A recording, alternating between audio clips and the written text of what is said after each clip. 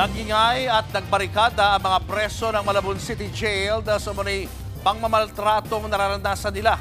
At live mula sa Malabon City, nasa frontline na balitang yan si Gary De Leon.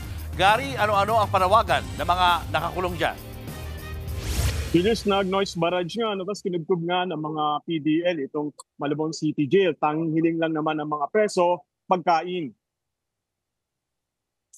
Umakyat sa taas ng gusali ang ilan sa mga preso. Nagsisigaw sila, tumawag ng media.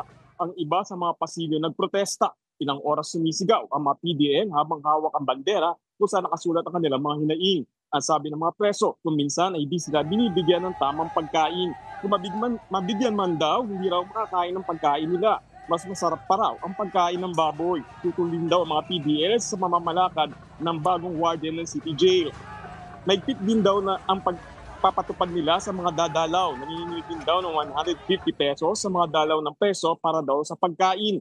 Ang mga BJNP personnel agad lumabas sa gusali, pumunta sa plaza at pinagmasdan ng mga galit na PDL. Dumating din ang mga pulis at ang Bureau of Fire Protection. Sinordon nila ang lugar para protektahan ang mga residente sakaling magtangkang tumakas ang mga preso. Nagkaroon naman ng negosasyon matapos dumating si Malabon Mayor Jeannie Sandoval.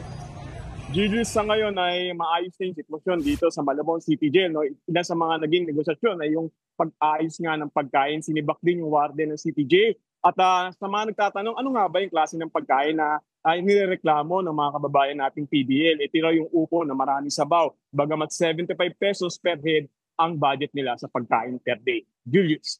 Maraming salamat, Gary De Leon. Mga kapatid, Julius Babaw po. Para sa komprehensibo at makabuluhang balitaan at talakayan, mag-follow at mag-subscribe na sa social media pages ng News 5.